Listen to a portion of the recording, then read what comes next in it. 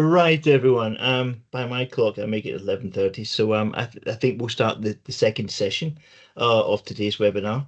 Um, we kick off the second session with a short video from Alistair Barfield.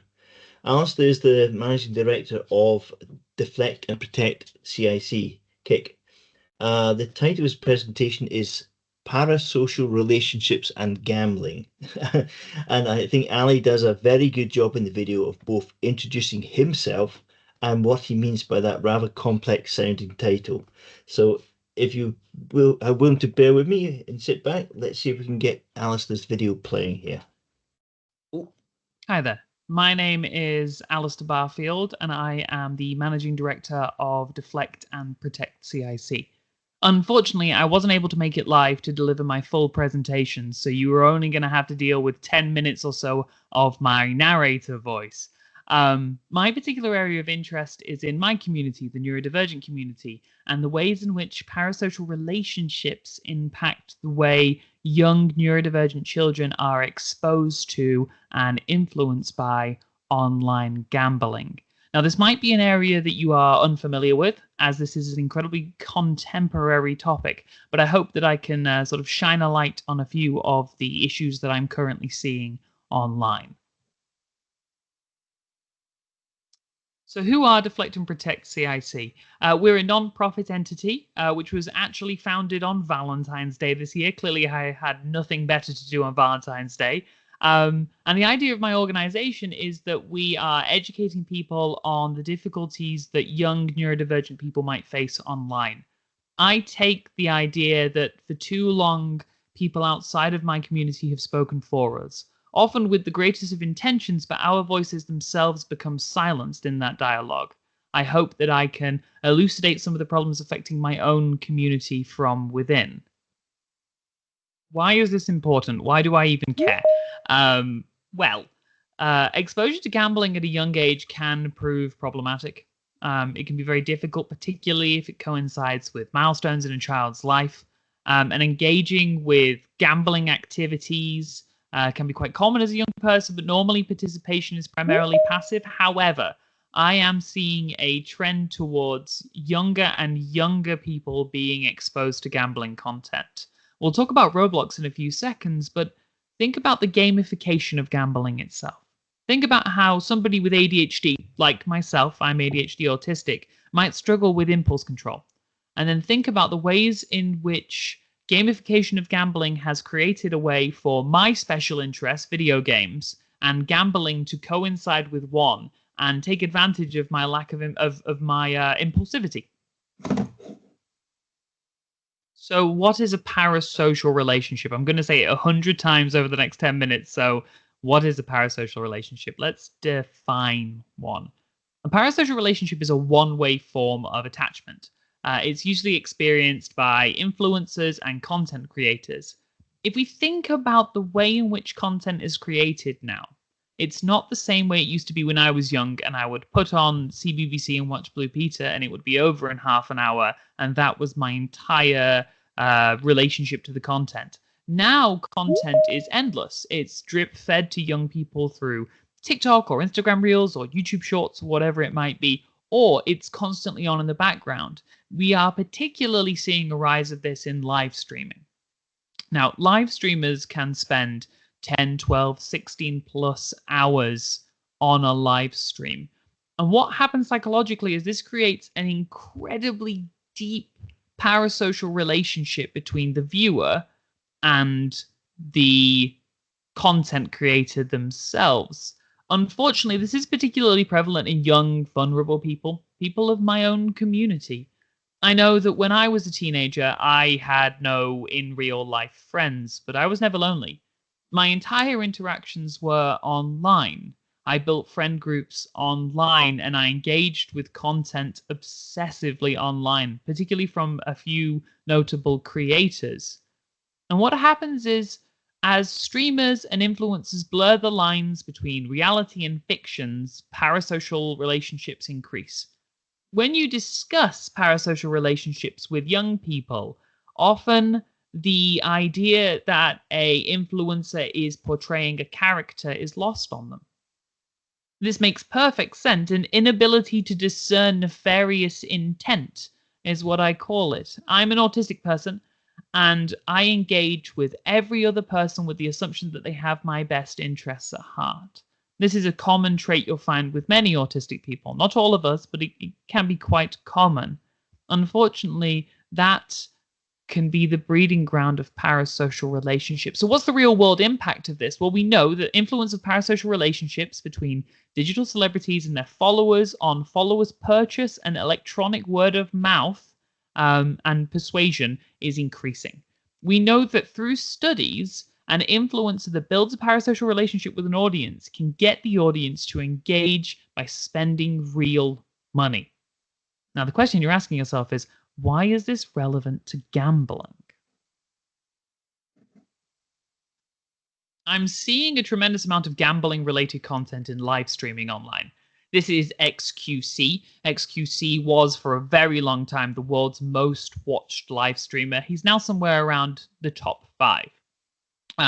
He, in 2021, developed a partnership with an online cryptocurrency casino called Stake.com. Now, you may be well aware of Stake.com from its affiliation with Everton, the football club. They're the primary sponsor of Everton. Now, through wagers, not only through his own immense personal wealth, but also money given to him by Stake.com, in the last 3 years alone, XQC has wagered over $1.5 billion.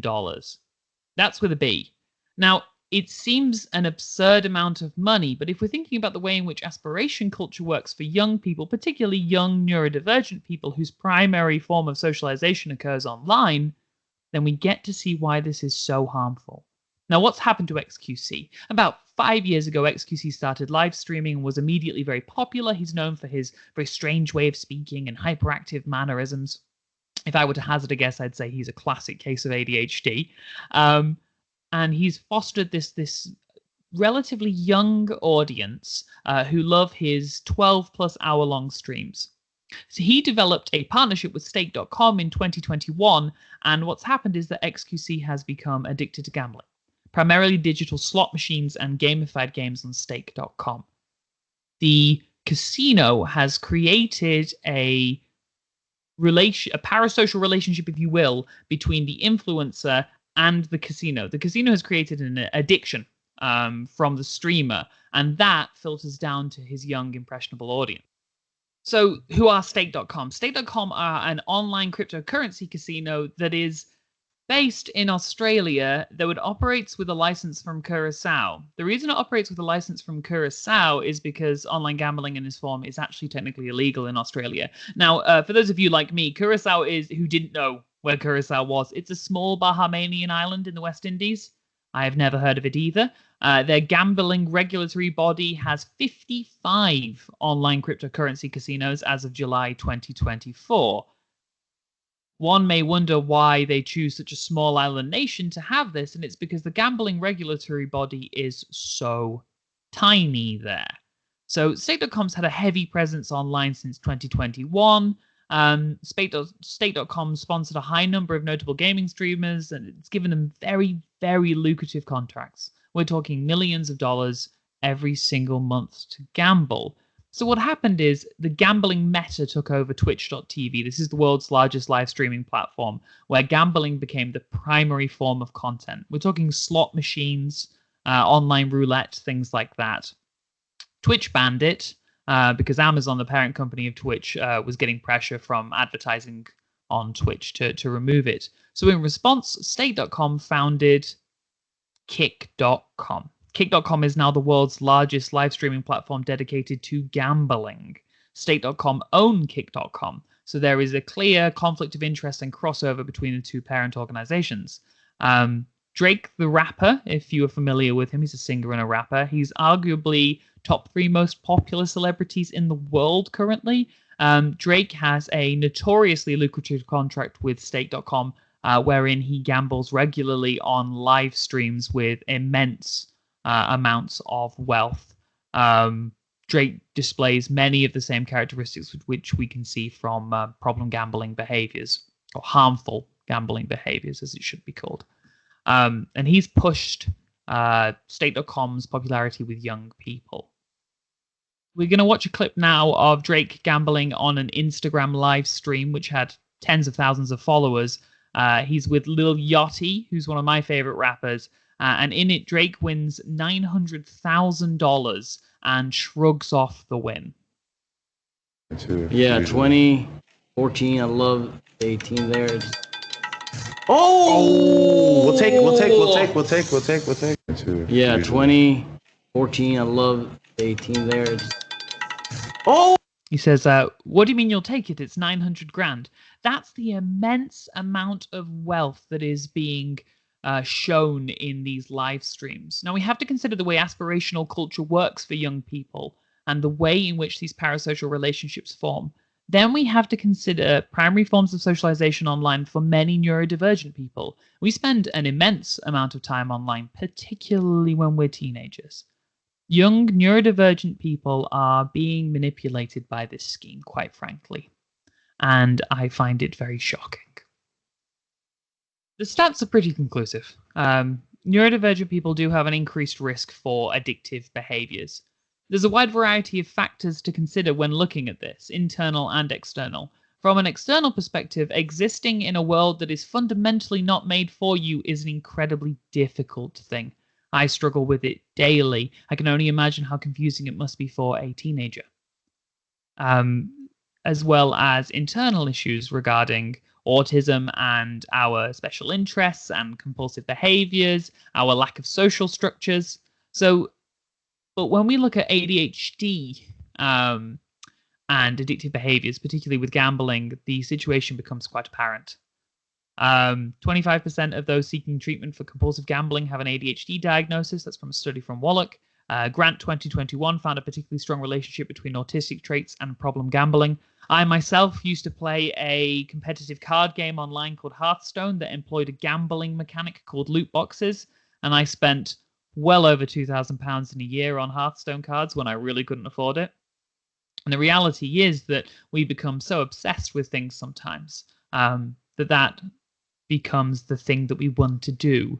The gambling behavior becomes compulsive. So it's important more than any other community, I would argue, that we are in front of what is happening online, that we are ahead of the curve.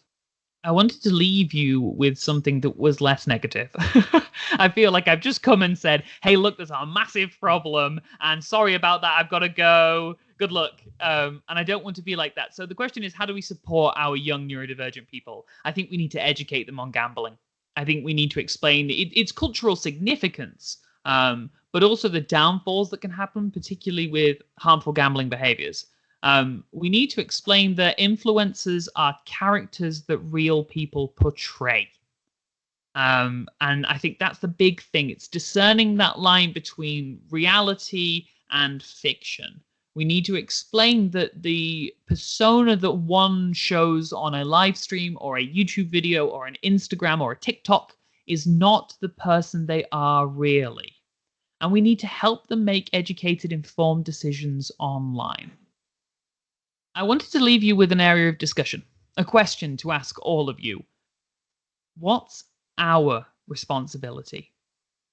I understand that some of you know about neurodiversity and some of you are experts on gambling, but what's our responsibility to solve this particular problem?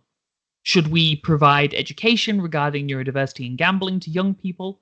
Should we educate young people on parasocial relationship, on influencers, explain that the characters they portray are not real and that aspirational culture is a very negative concept? Or should we engage regulators to clamp down on the issues regarding online children being exposed to gambling content? The question is, how can we fix this issue? My name is Alistair Barfield from Deflect and Protect CIC. If you have any follow-up questions or you just want to schedule a meeting with me to talk about this further because I've terrified you, understandable, my email address is alistairbarfield@outlook.com. It's on the screen now. Thank you ever so much and have a wonderful day. Bye. Okay, thank you for that. So what we're going to do, guys, we will actually bring up those questions shortly because we're going to do a little panel discussion, but we're going to go into some back-to-back sessions. So the next one we're going to do is a presentation. I'm just going to introduce is Dr. Alan Curley. So Alan is a highly regarded expert in cognitive behaviour change techniques, a published author and programme lead and lecturer in adult health studies at the University of West of Scotland. He's also therapeutic director of UC Mind Solutions Limited, Successful Addictions, Mental Health and Sports Psychology Centre near Glasgow. Alan's presentation today is entitled Wired to Bet, Neurodiversity and Gambling Vulnerability. So Alan, great pleasure, over to you. Okay, thank you very much, everyone. So yeah, basically my talk today is going to be a short talk, just really reinforcing what Pippa and Alistair's already said, but trying to bring that kind of boring academic sound to it, where it just kind of almost firms up that there is really connections out there, and obviously more research needs to be done. So let me just quickly share my presentation.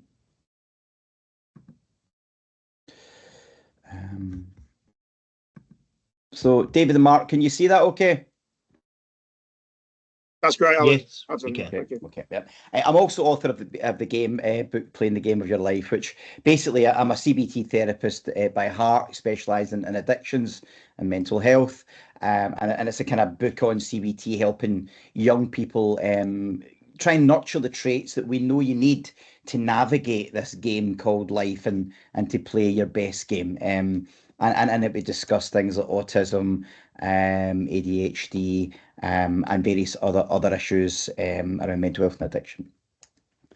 But I think we're all in agreement that the problem is that especially is growing a trend now in online gambling. It's growing and growing, and it's particularly because it's getting more online. It means its demographic market is changing in a way that, you know, it's attracting more and more young people. You know, classically, gambling was always thought it would be the bookies, it would be an older generation of males particularly, or it would be the bingo, an older generation of females. But because it's taken over the online world, then we know now that obviously the demographic getting more and more vulnerable is young people.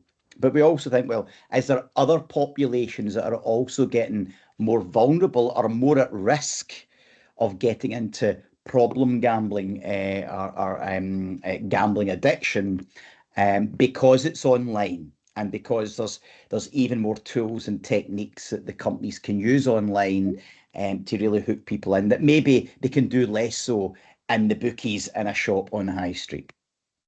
Okay. So first of all, what conditions are classed under neurodiversity? It is an umbrella term.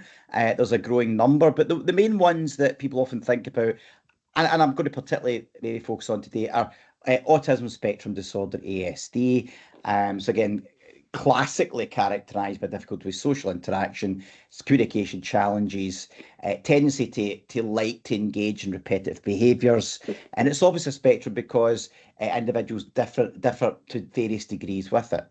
But some of the things we talk about there, when you think about social interactions, communication challenges, the like to engage in repetitive behaviours, all these things will become apparent later on why they maybe become more vulnerable or more at risk of gambling harm. Then there's ADHD, attention deficit hyperactivity disorder.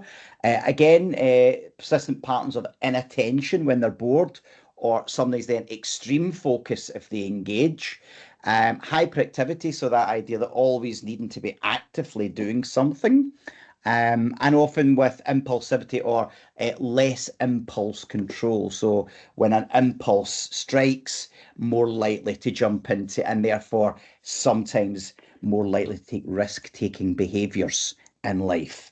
Again, you can see. Then you've got things like dyslexia, and that's around maybe language and reading-based skills. So sometimes then the people with that are more likely to engage in things that are more visual, because, you know, their learning isn't writing down or reading. So it's things that are very visual, very sensory, and more likely to attract the brain. Then you've got sensory processing disorder, where the brain sometimes has trouble receiving and responding to information through the senses. So again, it can often lead to a lot of mismanagement of social cues, and also sometimes either overreacting to sensory stimuli or underreacting it, and therefore requiring more sensory stimuli than the average person.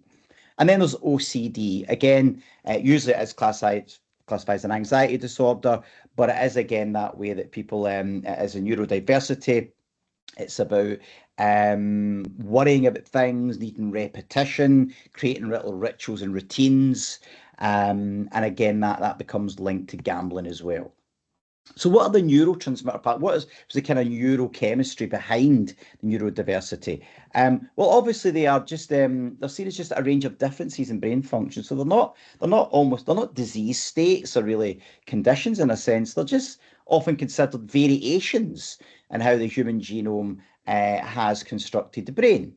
And I think Pippa said it earlier on, is because of evolution, then actually we're probably at a stage now that we see an increasing diagnosis or an increase in prevalence in neurodiversity. Now, you could argue, is the increasing prevalence because of less stigma now and more diagnosis happening?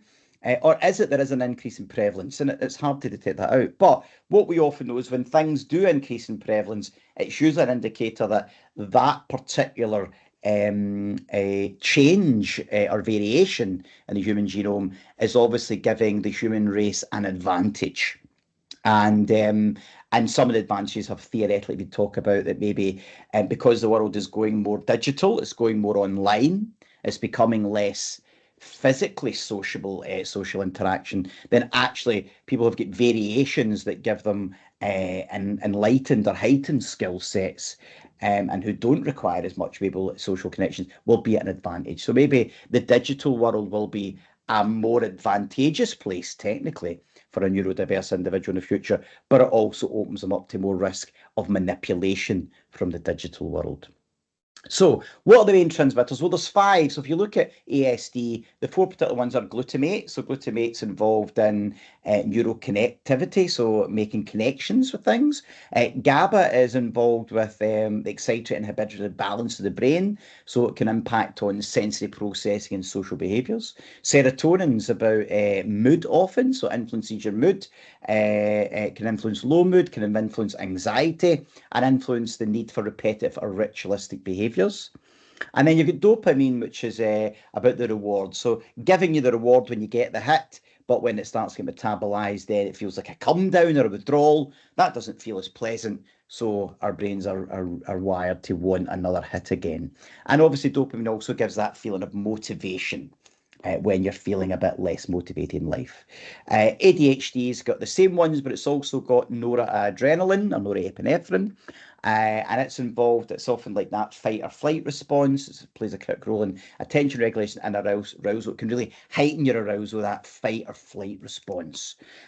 So if you look at the 3 main neurodiverse conditions, there's 5 neurotransmitters that are known to be have often a different range to what would be seen in a kind of normal or mainstream client. So that's the 5 there.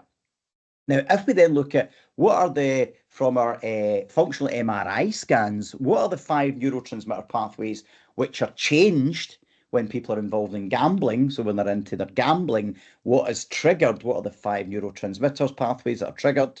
Well, it's probably no surprise to you. It's exactly the same 5 neurotransmitters that we see variations in within neurodiverse populations. So dopamine, again, the most significant one with gambling, because it's the one that gives you the high, gives you that anticipatory high and then the high, but it also gives you the come down or the withdrawal when it's metabolized, and then you want another hit. And what we know is the most addictive substances are always the ones that give you the quickest highs, but then quickly give you a low, so that the quicker you get a low, the quicker you're programmed to want another high. And the more you can get high and low in a day, or the more frequent you get high and low, the more addictive it becomes. So something that gives you a slight buzz, but then would be there all day and never go away, wouldn't be as exciting as something that gives you a high and then a low. It's that polarization, the highs and the lows, the change in your feelings that then make you want another hit. And that's where dopamine is particularly important in all addictions. But with most other addictions, what happens is you often need another chemical to stimulate the dopamine pathway: alcohol, cannabis, heroin, cocaine, these kind of stimulants. But actually with gambling, it's the anticipation, it's the behavior. So it can be even quicker acting than a chemical can do to the body. Serotonin's all about mood regulation. So serotonin gives you a high, but when you've got low amounts of it, you can often feel depressed. You can feel you've got low mood, nothing really excites you. So then you're looking for external ways that you can actually get excitation. And obviously serotonin pathway is triggered in gambling as well. Noradrenaline, that high and low, that fight or flight, that unknown. So you're getting into the unknown, the fear of the unknown, then triggers actually that idea of being excited, worried, anxious all at the same time, but it feels good. Then you've got glutamate. Glutamate's an exciting neurotransmitter that's involved in cognitive functions and then deals with decision-making processes, whereas the opposite is GABA. It's an inhibitory version of that, and that tries to stabilise us out, gives us better decision-making, planning, and be able to prioritise and then deal with anxiety. So these are the 5. So what are the connections then between gambling and neurodiversity? So out with this 5 same neurotransmitter pathways being involved, the other connections are neurodiversity. There's an impulsivity around it, or maybe less of a control of impulses, and therefore looking for reward systems, a bit like gambling will give to you. So individuals with neurodiverse conditions may often exhibit high levels of impulse control, or lack of that impulse control. I.e., if they feel like something, they want something, they just go straight to it rather than maybe think as much about consequences and stuff like that. Reward systems. So again, because often maybe if they've got low mood or anxiety, or life doesn't feel as rewarding because sometimes the connections aren't there, then actually then what happens is anything that gives you feeling like in a reward system is there. There's, as we said earlier on, Pippa said, is there's often co-occurring mental health issues like anxiety or depression that go along with it. And so these, when you're anxious or depressed, you're always looking for coping mechanisms, coping strategies to either relieve some of your anxiety or take your focus away from your anxiety, so get focused on something else. Or you're looking for things that will give you feelings that lift your depression. Cognitive function, in terms of decision-making, executive function, we've heard about already, is that these are the skills in terms of planning, prioritising, decision-making, impulse control. And this is almost what gamblers, when they get into that focus, into that state, you begin to lose a lot of this. It kind of goes into the ether, which makes you more risky to then to have an addiction. And then there's attention and focus. So ADHD kind of inhibit somebody's ability to focus on what they don't find interesting, but they can become hyper-focused on something that really does engage them. And again, if you can make online gambling very engaging with lights and sounds and buzzers and data, then it becomes very appealing to that kind of neurodiverse mind, particularly. Sensory processes stimulation. So that idea, if you feel life doesn't give you enough kind of sensory rewards, then you're looking for it from other sources, other highs, and gambling isn't a very accessible one to get. Hyper-focus, that means then the ability to concentrate and focus, particularly if you think you're involved in some kind of skill set game, which is just really a gamble, or something that might, like card playing, or roulette, that might you need a lot of focus, when really often these gambling things, they're just random chance.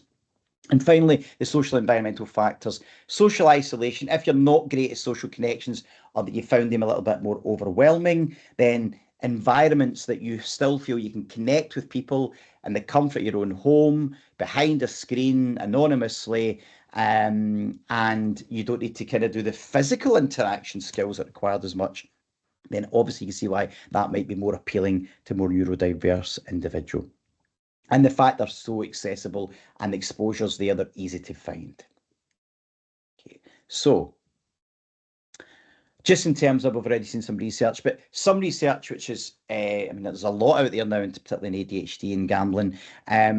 Lots of the research show that above 25% or above people who have been diagnosed with gambling disorder or gambling addiction, when screened for ADHD, have shown to be positive. And I still think that's the ones that know about it. I think there's a lot of hidden gamblers out there that have ADHD, and there's a lot of hidden people out there with ADHD that don't know they've got it, that are then susceptible to gambling.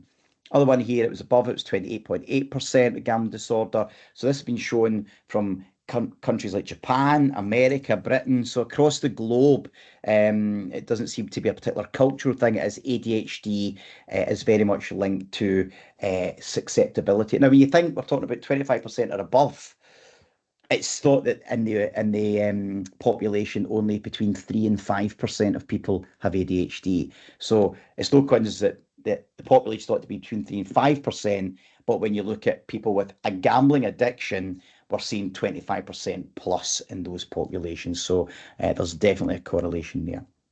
And finally, some research has come out where people were always thinking, is gambling an escape? And for some people it is, but actually when they often look at more neurodiverse individuals, what we find is gambling seems to be more consistent with the zoned in, the immersion, the idea of it's more appealing because you can focus in on it and kind of exclude the external world, as opposed to for some other individuals that are maybe less neurotypical, it's more of a zoned out. Hi, hon, how are you doing? You okay? Yeah, I'm doing good. So what strategies do gambling companies employ to try and get people more addicted? Well, here we go. So things like variable rewards. So that's the idea of random reward. Years ago, there was research showing that when people get addicted, what it is what happens is it's the reward systems. If you don't know what's coming next, it's that anticipation excitement. You don't really know if you're getting a high or low. So when they've done studies in animals, for instance, when an animal went to a feeding tray and wasn't sure if it was getting something that was rewarding and stimulus or not, and it was at random, it actually became more addicted. It went to the tray far more number of times than it knew it just went to a tray and got a piece of sugar. And it knew what it was getting. It would go less frequently than when it didn't know what it was getting. So that's the random rewards. All the near misses that almost gave you a high, but then you're quickly shot down again, so that you need to quickly get back on that high again. The design environment, so you get ambient environments, so things like stimulating light, sounds and colours. So again, people that maybe feel like life isn't sensory enough are maybe more attracted and it's more appealing to get into environments where there's a lot of sensory engagement. Ease of access, obviously, it's easier to sit in your house and do it. Personalisation, so a lot of data analysis is done with companies. Even when you're gaming or you're gambling online, there's a lot of data analysis shown. And again, when you think of maybe a neurodiverse mind, that maybe maths and data and facts are something that it can understand more readily than maybe an average person, because the way that the brain's designed. Anything that's showing lots of data and probabilities and numbers might be more engaging to that type of client. And obviously then they do behavioural tracking. They know when you're on it, know what you're doing, and then they're going to send you incentives for that. The psychological manipulation, the illusion of control. So again, if you maybe, if you're a bit more naive or you believe that everyone is good, then actually that idea that you can influence the outcome of your games, even in most of them they're pure chance, the idea that if you've got focus and you know about numbers, you'll increase your chance of winning, does hook people in a little bit more. The gamification of gambling now, so a lot of online gambling, as Alistair said, looks like a game. It looks like you're playing a skill-based game, but actually there's money taking place, there's money getting taken from you in the game. Social proof and community building, so the idea that you have leaderboards and tournaments, and again, it adds a sense of competition, it adds a sense of social connection to the gambling experience, so that you think you're part of a community and you want to be as much of a valued member of that community by getting high up the leaderboard as possible. Or that idea that you could become a role model and somebody people look up to, again, can be quite engaging for people who feel that in the physical world they may be seen as not as an aspirational role model as they would like to be. Then you get the integration of social media, so using social media role models and things. The losses disguised as wins, so they'll often do things where even just winning a small amount, you think you've got a win, you think you've achieved something, you've got a victory. And again, when people sometimes feel in life that life doesn't throw too many victories their way for whatever reason, are more likely to want to get involved in that kind of stuff.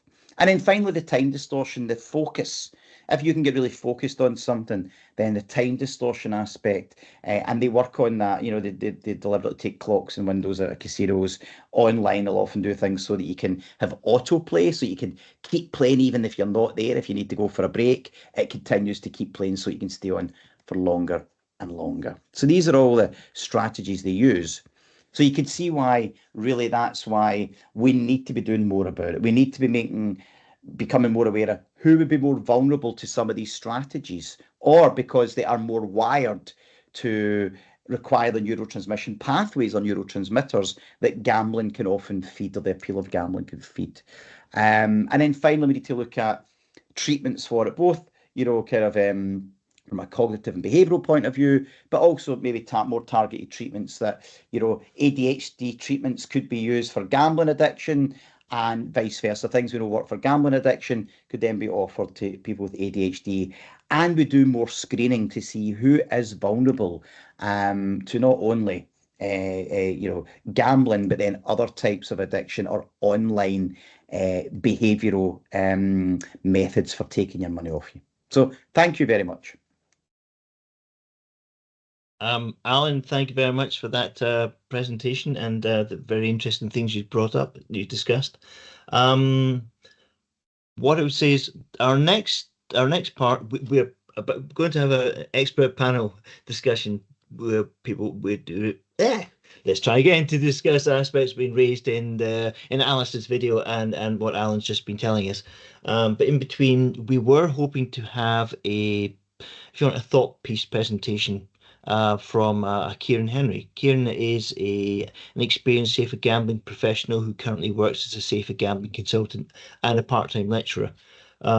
Unfortunately, Ciaran couldn't be here today, so he was delegating the duties of, telling us his story, his thoughts, to Jordan Lee. Jordan is a well-known figure in the gambling harm space. He's the founder and CEO of Deal Me Out, a community interest company currently delivering national education in gambling harms awareness programs for Wales. But unfortunately, Jordan himself has been delayed. He was out there doing some of that work, raising awareness programs within Wales this morning, and he's been caught in traffic. The Uber system means he couldn't get back, and I'm not sure if Uber had been impacted by the Microsoft outages this morning, but unfortunately he's not going to be able to make it today. So what I'm going to do is I'm going to very briefly, it's a shame, I'm going to very briefly share if you want a précis summary of what Ciaran was going to be saying, or what Jordan was going to be saying on Ciaran's behalf. Bear with me 1 second and I will try and do that.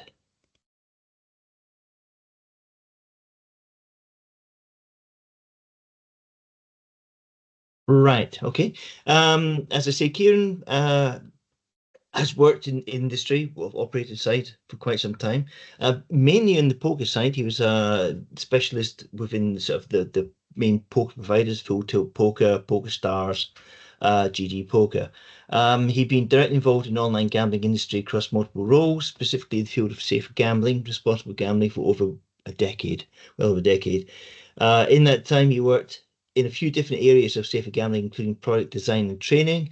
And the reason why he feels that both relevant to the agenda of today's webinar is that through the course of over tens of thousands of player escalations, some common patterns began to emerge, especially with those reporting harm. He felt that a noteworthy sample of players he dealt with reported the following during the course of phone or email correspondence: that ADHD and impulse control difficulty, inability to walk away or take a short break to better evaluate the real-time results and situation. They reported ASD to varying degrees, which in a few instances led to players stating they felt adversely disadvantaged in certain positions or scenarios. They felt detrimental indecisiveness was seriously impacting some individuals, and for those involved, going with your gut is an extremely distressing and it's extremely distressing and can be difficult to manifest. PTSD, Ciaran has spoken to people who admitted that gambling helped them escape from their traumatic reality, which, while noble in theory, the truth is, according to Ciaran, or from Ciaran's viewpoint, that a person causing emotional distraction and diminished emotions through the medium of gambling constitutes extremely high risk behavior and ideation. You'd also add in the piece regarding those with ASD from a poker point of view. Two very common admissions that came up were paranoia and excessive rumination. He can only give stories and experiences, but one player in particular he dealt with many times over the years would become worryingly fixated on his losses, not the financial sums involved, but merely the fact that he had lost, an outcome which he was unable to reconcile. Even when using play money, so if you want free money, not actually his own money, the money that gets tokens that might get granted to you, he would take every single loss very personally and would treat each occurrence as a personal attack. Unfortunately, the notion that any contest must have a winner and loser was a reality that he struggled to grasp. After many engagement, he stated that he suffered from acute OCD and that due to having Asperger's, he found it very difficult to accept not winning. He would become fixated on what he did wrong or how he had been wronged in every instance and would dwell for days on every hand outcome. From Ciaran's observed experience, paranoia was also a common system for some afflicted persons, and another customer he came across only once, but it was an engagement interaction which stayed with him, was one individual was convinced that PokerStars casino platform had specifically targeted him with the doom switch. Unfortunately, as Ciaran says, much of the above is anecdotal and based simply on his own experiences, however tangible. But real-world implementations which could possibly mitigate personal risk factors for other neurotypical people would be perhaps the introduction of dyslexic text options for promotions and compliance and text and copy player protection related comms, an apparatus to assist potential customers with poor sight or visual impairment, dictation, speech, or Zoom options. What Ciaran's really touching on there is that if somebody has sort of perception, interaction issues, whether it's down to neurodiversity or some other physical condition, it may be that the information that's out there to help them or the tools that are out there provided to them to, in theory, make it easier to engage safely with gambling might not be designed or appropriate for use by individuals exhibiting certain conditions.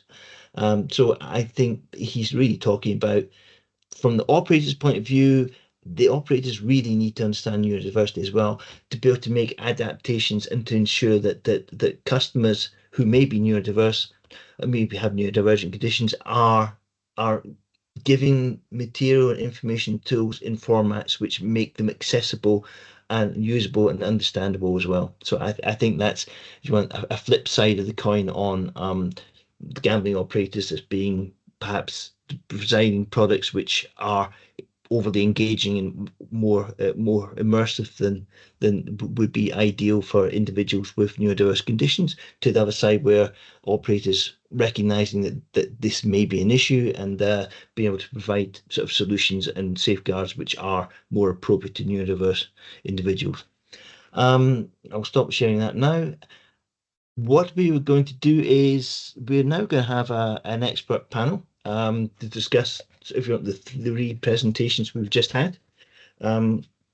Unfortunately, Jordan's not here to join it. He was going to be part of it, so it's going to be Alan at the moment. Also introducing Dr. Amy Sweet, who is here with us.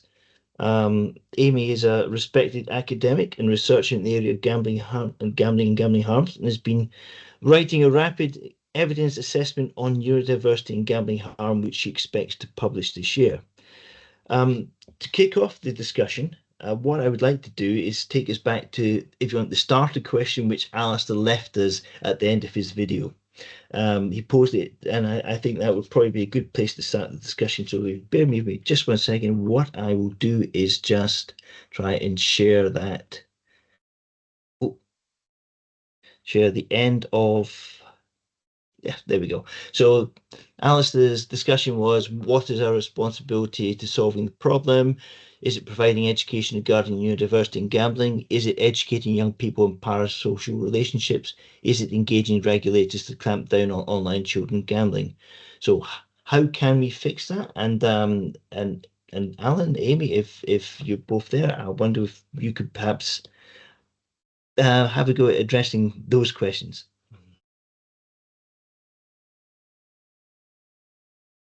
You want me to kick off? I think Alan and I were both going, who's going to go first? Sorry. No, no, not at all.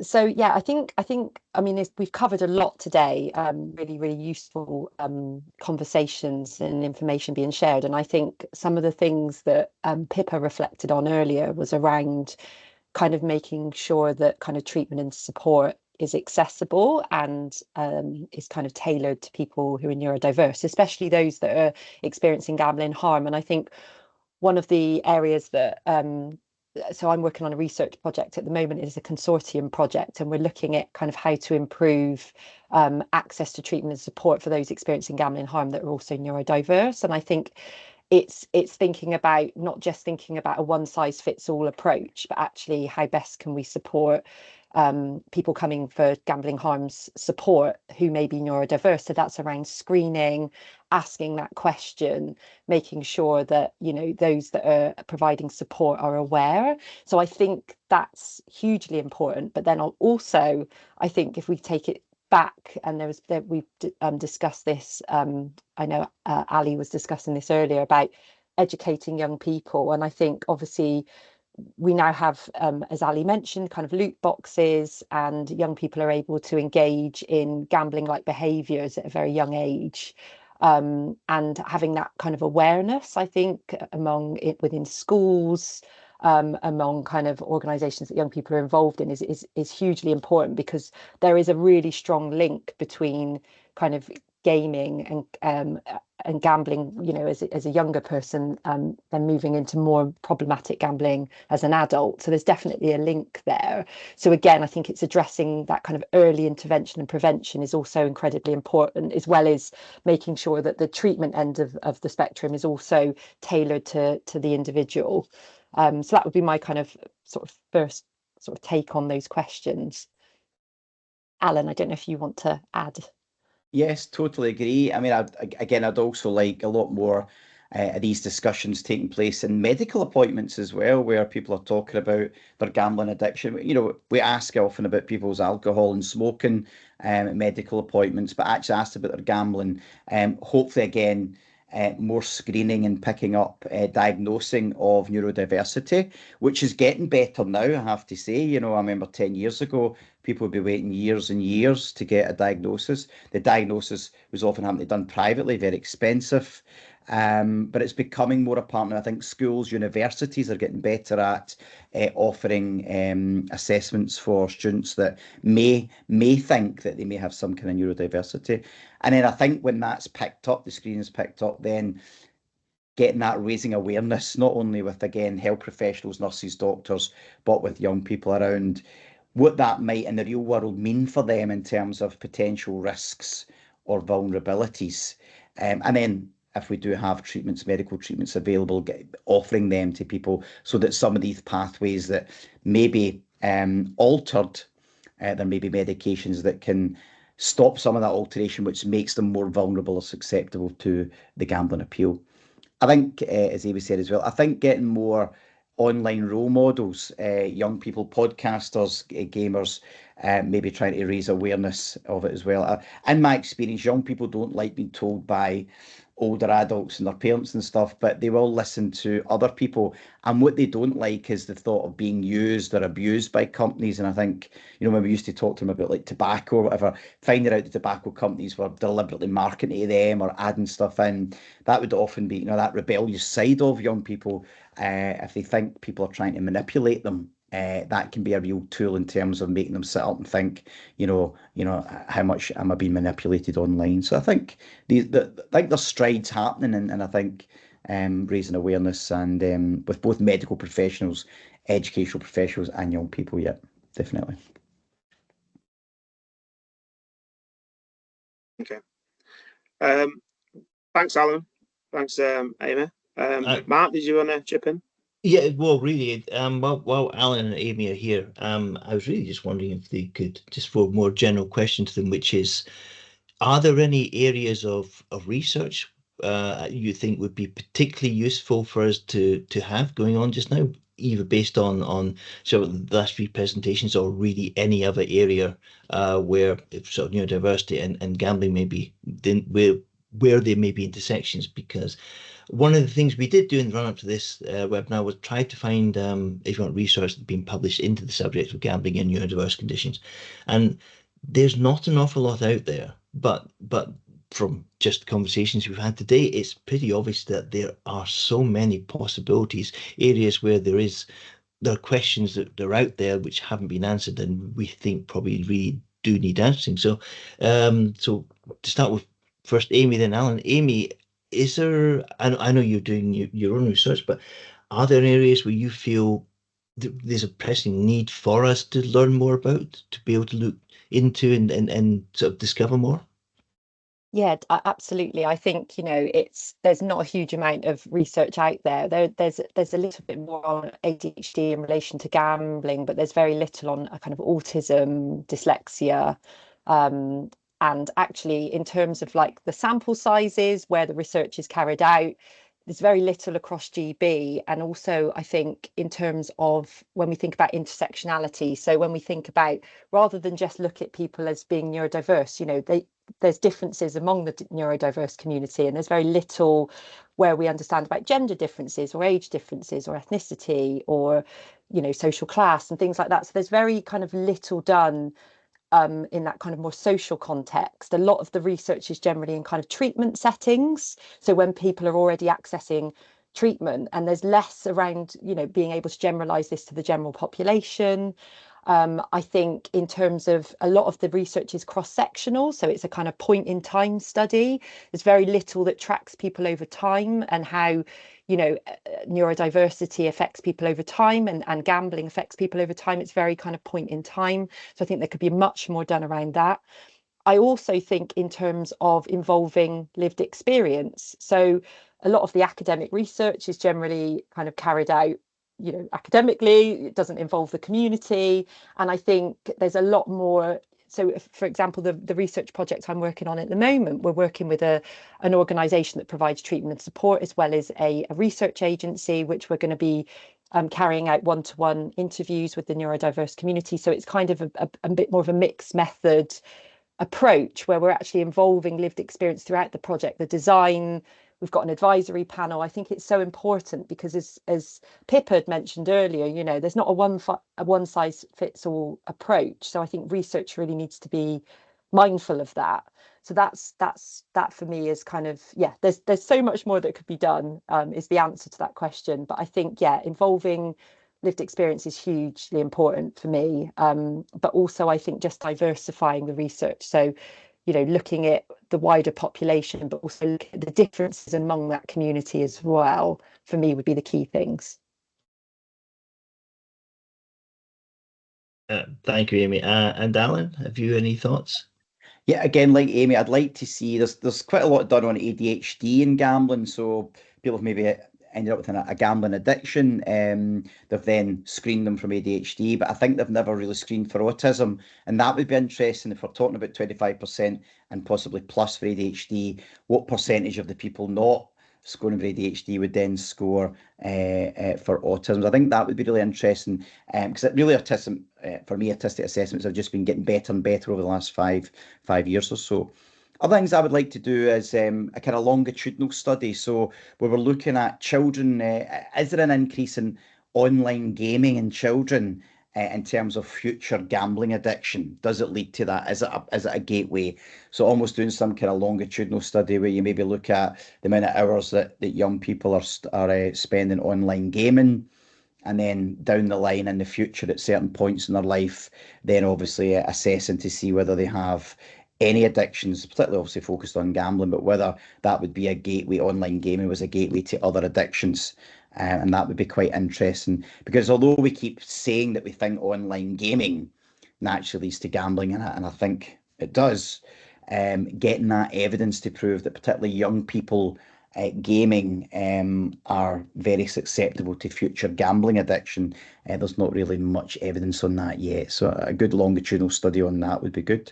I think linked to neurodiversity, I think I would like to look at the effects of, I think Polly mentioned it, on PTSD. So again, what would be the instance of PTSD then leading to gambling addiction? We know it leads to other addictions, but I've not seen too much in terms of gambling addiction. And another thing I think, like to Pauline's talk earlier, was adverse childhood experiences, so ACEs. So, we know that we can map, if you've got X amount of adverse childhood experiences, it increases your chance of maybe mental health issues or future ill health, links to smoking, alcohol misuse.